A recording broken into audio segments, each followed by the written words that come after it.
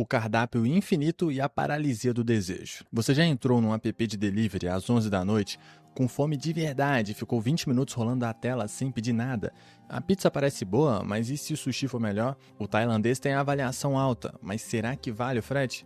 Aí você fecha o app, come uma bolacha velha e vai dormir frustrado. Meus parabéns, você acabou de simular sua vida amorosa. Bem-vindo ao grande paradoxo do século XXI. Nunca tivemos tantas opções e nunca fomos tão incapazes de escolher. Em 2000, o psicólogo Barry Schwartz cunhou o termo paradoxo da escolha e provou o óbvio que a gente insiste em ignorar. Mais opções não geram mais satisfação, geram ansiedade, paralisia e aquela sensação crônica de que você fez a escolha errada. China Iyengar, pesquisadora de Colômbia, montou uma mesa de geleias no supermercado. Quando tinha 6 opções, 30% das pessoas compravam. Quando tinha 24, 3%. A abundância não liberta, ela trava. Agora aplica isso ao Tinder, ao Bumble, ao Ring, ao Facebook, ao que diabos você estiver usando para fingir que está conhecendo gente. Você não está conhecendo gente, você está gerenciando um catálogo infinito de possibilidades que existe para nunca ser esgotado. Cada swipe para a direita é uma micro promessa. Cada match não respondido é um lembrete de que você tem coisa melhor para fazer.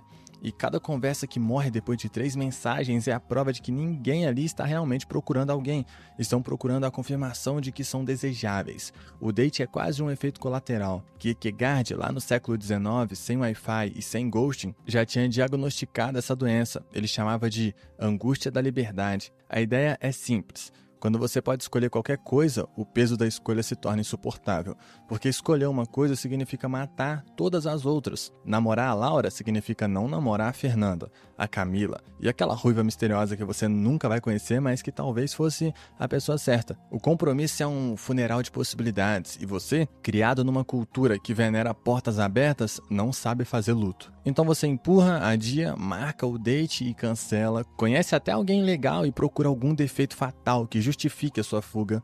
Ela mastiga alto, ele demora para responder, a risada dela é estranha. Você vira um inspetor de qualidade emocional procurando motivos para devolver o produto antes de abrir a embalagem. Não porque as pessoas sejam ruins, mas porque o próximo swipe pode ser melhor. E se não for, o próximo também pode. A esperança vira uma maldição que te mantém correndo na esteira sem sair do lugar. O mais perverso? Você sabe disso. Você lê os artigos, vê os vídeos, concorda com a cabeça. Duvido que eu seja a primeira pessoa a te falar isso, mas à noite tu deita no escuro, abre o app de novo, porque a dopamina do e se é mais viciante que a realidade do é isso. Você não quer um relacionamento, você quer a sensação eterna de que um relacionamento perfeito está a um swipe de distância. A jornada do herói sem a parte chata de enfrentar o dragão.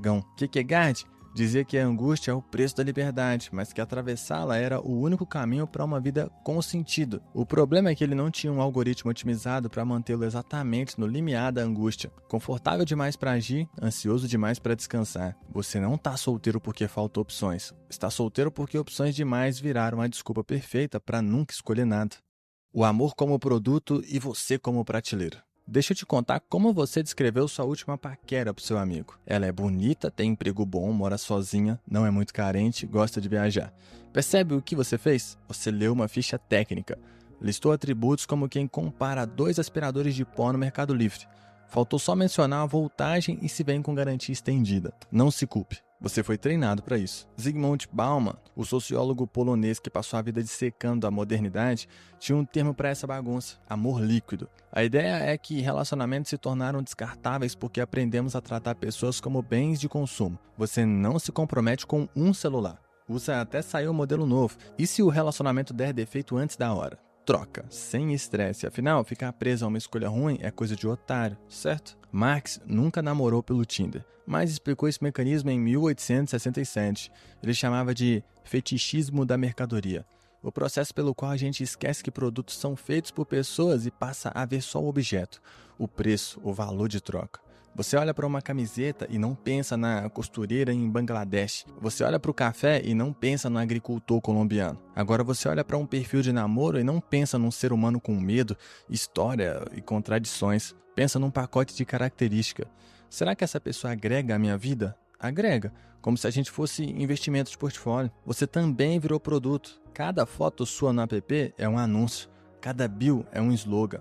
Você está se vendendo. Escolheu a foto com a luz certa, escreveu a descrição que parece espontânea, mas foi editada 4 vezes. Mencionou que gosta de bons papos e viagens, porque isso soa interessante sem comprometer nada. Você é seu próprio departamento de marketing e o produto é a versão de você que talvez alguém queira consumir. O mercado de carne do século XIX era mais honesto. Pelo menos o açougueiro não fingia que o bife tinha personalidade. O resultado dessa lógica é uma negociação perpétua onde ninguém fecha o contrato. Você avalia, compara, calcula. Gosto dela, mas será que não consigo alguém melhor?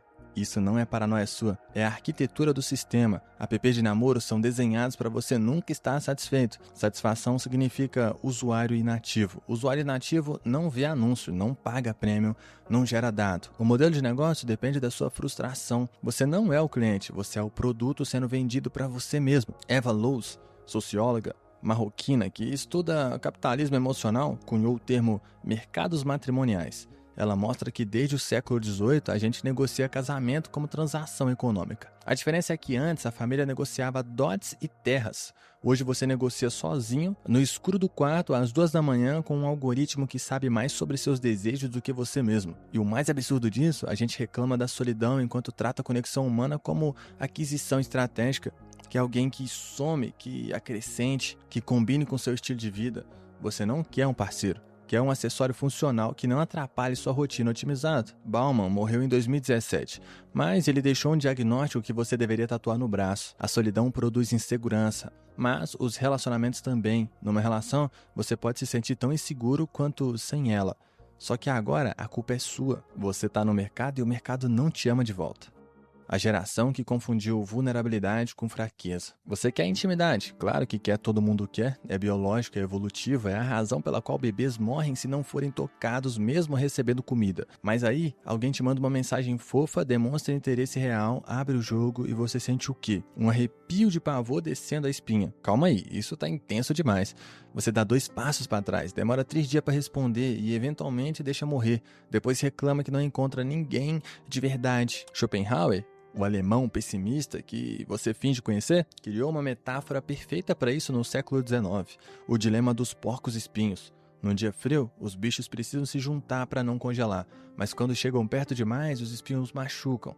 Eles se afastam e congelam de novo. A vida inteira deles é esse vai e vem miserável tentando encontrar a distância exata entre solidão gelada e intimidade que fere. Schopenhauer achava que humanos eram iguais. Ele só não imaginava que a gente ia transformar os espinhos em identidade e chamar isso de ser independente. Olha o vocabulário que dominou a última década. Eu me basto. Não preciso de ninguém para ser feliz.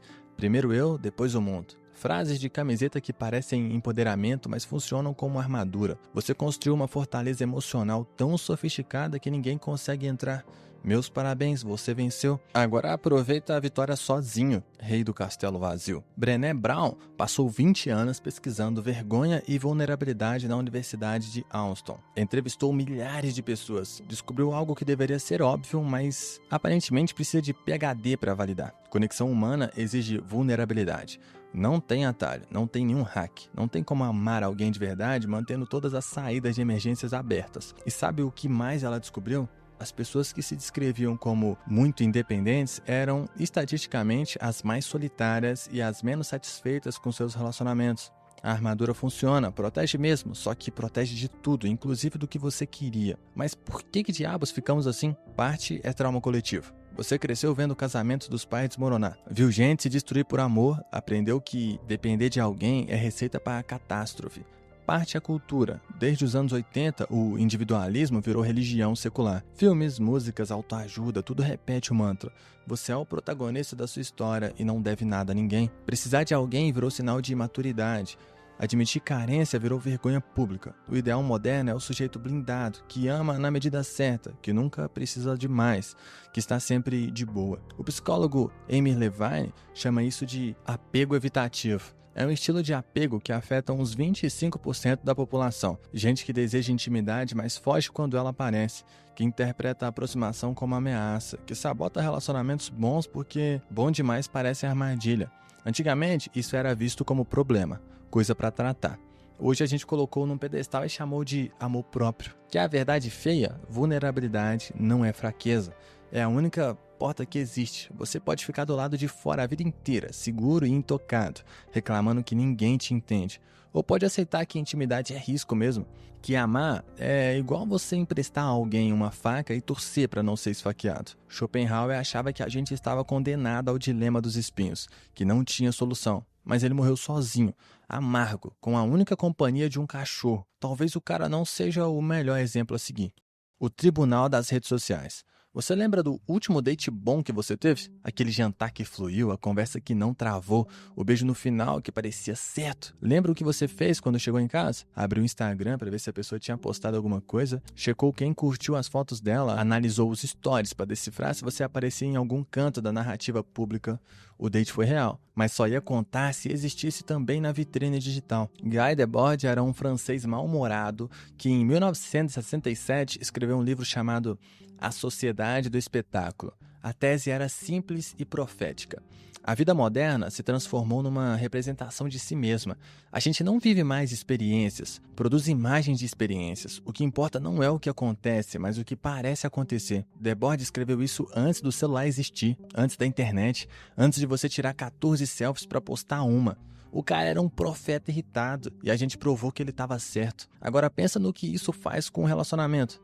Você não namora mais uma pessoa, namora um perfil curado, uma coleção de momentos editados, uma versão de alguém que foi otimizada para consumo público. E o pior, você também virou isso, aquela foto espontânea que levou 20 tentativas, a legenda sem filtro que passou por 3 revisões. Você está vendendo uma ficção de si mesmo e comprando a ficção dos outros. 2 propagandas tentando se apaixonar. Irving Goffman, sociólogo canadense, chamava isso de apresentação do eu na vida cotidiana. Em 1959, ele comparou interação social a teatro. Todo mundo tem um palco e um backstage. No palco, a gente atua, performa, controla a impressão que causa. Nos bastidores, a gente relaxa, tira a máscara, existe de verdade. O problema é que as redes sociais aboliram os bastidores. Agora é palco o tempo inteiro. Você está sempre em cena, mesmo sozinho no quarto. O público invisível nunca vai embora. E esse público julga. Julga se o seu relacionamento parece bom o suficiente, julga se as fotos de casal estão à altura, julga a velocidade das curtidas, a qualidade dos comentários, a frequência das aparições públicas. Você está namorando sob vigilância constante de uma plateia que não te conhece, mas opina como se conhecesse. Ex que observa em silêncio, amigo que compara, algoritmo que decide se seu amor merece alcance ou esquecimento. Um estudo da Universidade de Missouri, em 2014, mostrou correlação direta entre o uso de Facebook e insatisfação conjugal. Quanto mais tempo online, mais ciúme, mais vigilância, mais briga sobre coisas que acontecem na tela e não na vida. Em 2023, pesquisas com casais jovens mostram que discussões sobre redes sociais, quem curtiu o quê, por que você não me marcou, quem é essa pessoa nos seus seguidores, são uma das 3 maiores fontes de conflito. Você está brigando com alguém de carne e osso por causa de fantasmas digitais. O espetáculo cobra ingresso e o preço é a intimidade real. Intimidade de verdade é feia. É você de ressaca numa segunda-feira, é a briga idiota por causa da louça, é o silêncio confortável que não rende foto. Nada disso performa bem. Nada disso gera curtida. Então você esconde. E se você esconde o real, sobra o quê? 2 pessoas que se amam em público e se estranham em privado. Um relacionamento que existe mais para ser visto do que vivido. A pornificação das expectativas. Calma, não é sobre sexo. Quer dizer, não é só sobre sexo. É sobre o que aconteceu com o seu cérebro depois de anos consumindo tudo em doses concentradas de estímulo máximo. Você não assiste mais um filme. Assiste em velocidade 1.5 enquanto mexe no seu celular. Não ouve música. Pula a intro, pula o verso, vai direto pro refrão e já enjoa no segundo play. Você não come, devora conteúdo, delivery, série, notícia, meme, tudo engolido sem mastigar. Seu sistema nervoso foi sequestrado por uma economia de atenção que precisa te manter viciado para existir. E aí você tenta namorar uma pessoa de verdade, de carne, osso, mau humor de manhã e conversas que às vezes não vão a lugar nenhum. Boa sorte! A dopamina é um neurotransmissor do desejo, não do prazer. Ela dispara na antecipação, na novidade, no e se. Estudos de neuroimagem mostram que o cérebro humano libera mais dopamina diante do inesperado do que da recompensa em si. Cassinos sabem disso, redes sociais sabem disso. Apps de namoro construíram impérios bilionários em cima disso.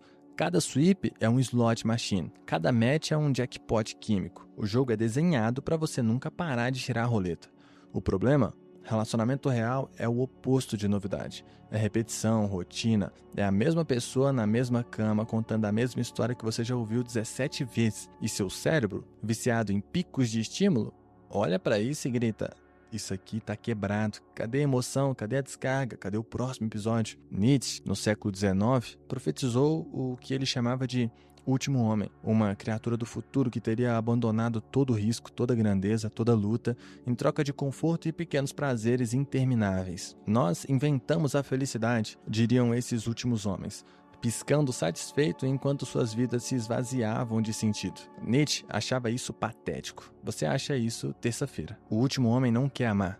Quer a sensação de amar sem o custo de amar. Quer dopamina sem compromisso, que é a borboleta no estômago do primeiro encontro repetida infinitamente, sem jamais atravessar o vale tedioso onde relacionamentos reais se constroem. Alain de Botton, filósofo suíço contemporâneo, que fez carreira traduzindo verdades desconfortáveis em linguagem digerível, tem uma frase que deveria estar na porta de todo cartório: o casamento é a decisão de trocar liberdade, de desejar todos pelo compromisso de cuidar de um. Não é romântico, não é sexy, é verdade. E verdade não viraliza. Veja a ironia. A mesma geração que maratonou 10 temporadas de série no fim de semana não consegue sustentar interesse numa pessoa por 10 semanas. A mesma galera que defende viver intensamente desiste do relacionamento na primeira queda de ritmo. Você foi treinado para intensidade constante. E intensidade constante é uma mentira biológica. Não existe, nunca existiu, nem droga mantém. O relacionamento duradouro exige uma habilidade que virou quase extinta: tolerar tédio.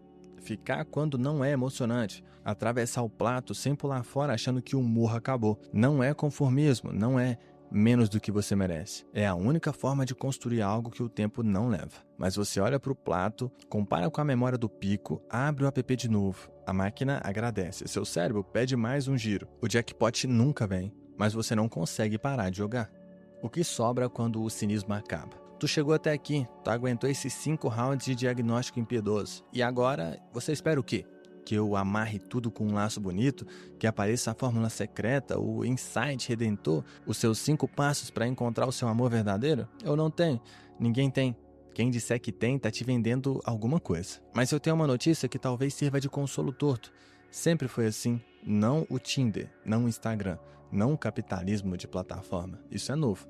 Mas a dificuldade fundamental de amar outro ser humano, isso é tão velho quanto o osso. Erich Fromm, psicanalista alemão que fugiu do nazismo e passou a vida tentando entender por que diabo as pessoas se machucam tanto, escreveu em 1956 um livro chamado A Arte de Amar. A tese central é a seguinte: a gente trata amor como substantivo, quando deveria tratar como verbo. Você não encontra amor, você pratica amor, todo dia, com esforço, da mesma forma que você aprende piano ou carpintaria. E assim como ninguém espera tocar Chopin na primeira aula, ninguém deveria esperar intimidade profunda sem anos de prática deliberada. Amor não é talento, é disciplina, e disciplina não é sexy, não viraliza, não cabe em história. Fromm morreu em 1980, não viu nada do que a gente discutiu aqui, mas entendeu o problema central: a gente quer ser amado, não quer amar.